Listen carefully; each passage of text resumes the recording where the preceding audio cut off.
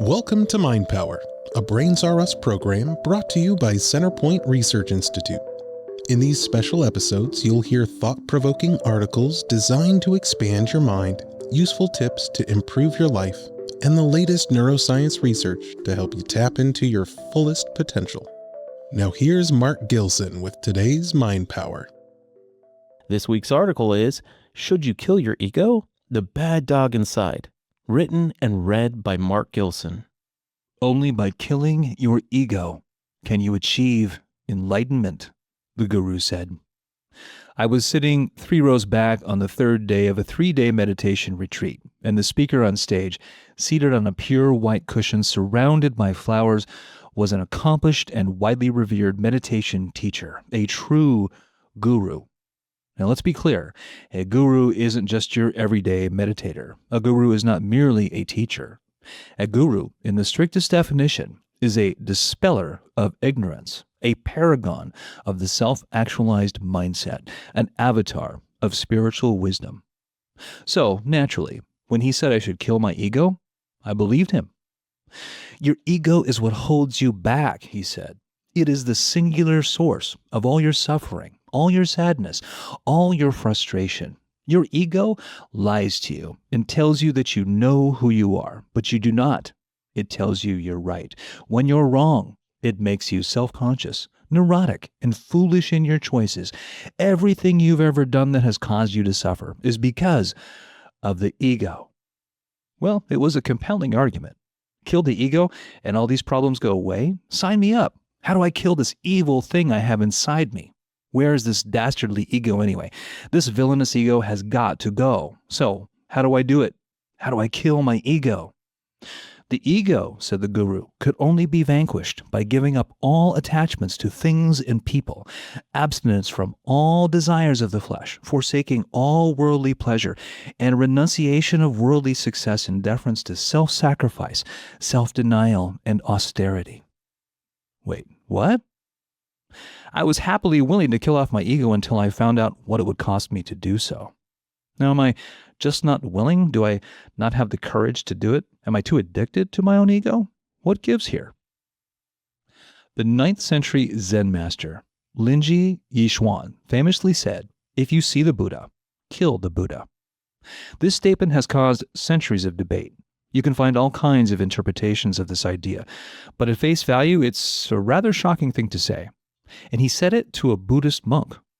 Think of how that might feel contextualized in different religious belief systems, and you'll get a sense of why this statement has caused so much discussion.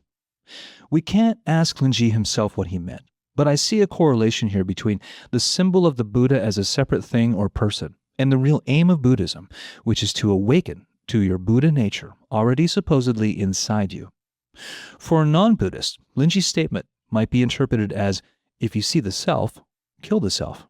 Now, defining things like self and ego are tricky, and a lot of how you do it depends on what context you're using. Something like an ego means something very different in Freudian psychology, for example, than it does in Gestalt therapy.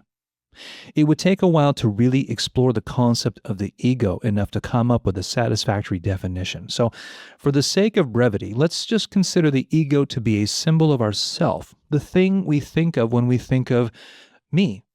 The ego is our outward identity, the person we introduce to other people, the guy or gal who pays the bills and watches old movies, the person who loves good Italian food or wants to go to the beach next weekend. This can include our physical appearance, as well as our habits, attitudes, beliefs, and so forth. Pretty broad term. Seems pretty important too. So, why should we kill it? Well, for a Buddhist, it's understood that these things like our attitudes and habits and desires all stand in the way of awakening, of living in the pureness of reality. Since the ego builds and maintains these constructs, the ego is problematic and looks like something we need to kill off, assuming we want to break free of the Maya, the illusion of separateness. And herein lies the problem with the ego. It keeps us living in that illusion of separateness, which is at the heart of our suffering. So killing the ego is, in a sense, a process of self-liberation. This so-called ego death would be similar to the idea of our soul finally being freed from the confines of our mortal shells upon the death of the physical body. But what if the ego isn't quite the villain we make it out to be?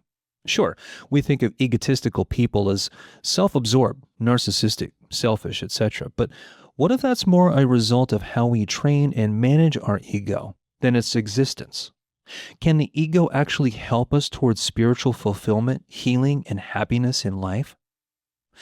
When I was growing up, our neighbors took in a stray dog, Marty the terrier. From the very beginning, Marty was a handful. Within hours of settling into his new home, he began making messes, chewing on the sofa, barking at all hours of the night, and fighting with the other dog in the house.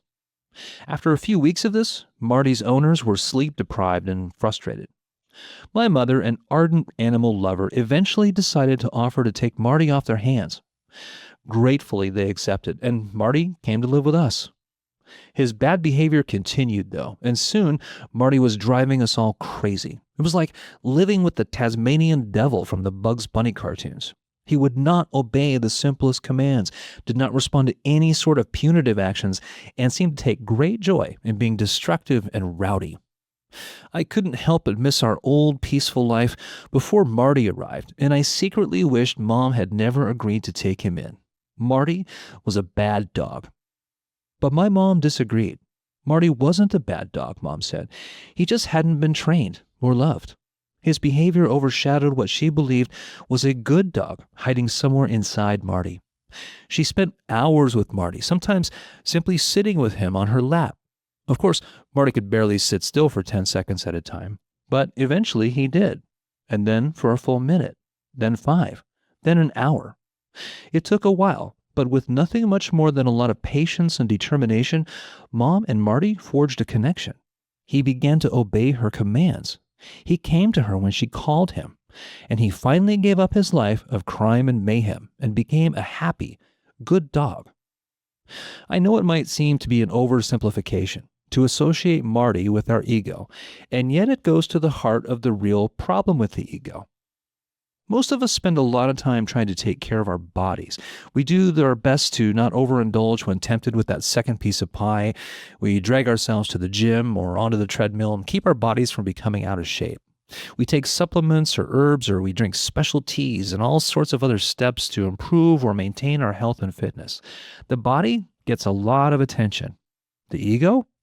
Well, we tend to let the ego do whatever it feels like doing. We watch passively as it runs rampant through our lives, and then we think, man, I sure wish I could get rid of this thing. It's an untamed, untrained, and disobedient animal that makes messes for us, sabotages us, and keeps us from feeling peaceful. The ego is a bad dog. Or is it? What if we could do something to help the ego evolve and change? What if the ego could be transformed into something good, helpful, and even desirable? While an unhealthy, untrained ego can indeed make an absolute mess of our lives, a healthy, actualized ego does the opposite. It helps us organize our desires, choices, and actions. It becomes strong enough to be self-sufficient, not self-absorbed. It doesn't growl and snarl when someone says something we don't like. It doesn't sabotage our efforts to be happy with bad habits and poor choices, but helps us identify opportunities to be the best version of ourselves we can be. Like a superhero, the ego has a secret identity. In fact, what's really lurking within the apparent chaos and anarchy of the ego is the authentic self, the most genuine you. Now, if you're a longtime reader of Mind Power or you've read Bill Harris's book, The New Science of Super Awareness, you already know about what Bill called the war in your brain between the limbic system and the prefrontal cortex, or PFC. The limbic system is where our fight or flight comes from. As important as it is to our survival, the limbic system is highly reactionary, impulsive, and therefore not a very good long-term decision maker. The PFC, on the other hand, is good at such decision-making because it manages emotions and impulses. It thinks about the consequences of our actions, and it helps us make healthy choices. Because stress is such a dominant force in our lives, many of us have a very active limbic system and a very underused prefrontal cortex. Stress keeps us in a state of high alert, where the limbic system causes us to make snap decisions, which often lead us into all sorts of problems. The limbic system is what makes us want that extra piece of pie, or causes us to make that caustic remark we wish we'd kept to ourselves. And for most of us, the limbic system is home to the ego. However, studies have shown that by meditating, by simply sitting quietly with ourselves, we can calm the limbic system and thicken and strengthen the prefrontal cortex. In effect, just by sticking to a simple daily meditation practice and with a little patience, we can move the ego from the limbic system to the prefrontal cortex, where it ceases to run amok in our lives and instead becomes a self-confident, poised, and effective ally. So before we give up all the things in life that fulfill us and bring us joy in order to kill our ego, perhaps first we should give our ego some tender, loving care and attention. The ego isn't a bad dog. It's just a creature that's been left to its own devices for too long, with no supervision or guidance. A healthy ego is one of your most valuable possessions, and with some care, patience, and determination, it can be taught to help us become the strongest, healthiest, happiest version of ourselves.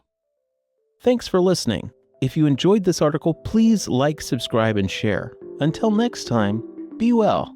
This episode of Brains R Us is brought to you by the Buy HoloSync app, the only official app for HoloSync. Enjoy quick daily brain-enhancing meditations, long-form HoloSync radio stations for up to 8 hours of continuous brainwave states, easily access all of your HoloSync suites and courses, and listen to more Brains R Us podcast episodes, all from your favorite device. Head on over to holosync.app/podcast26 right now to claim a free 7-day premium trial, no credit card necessary.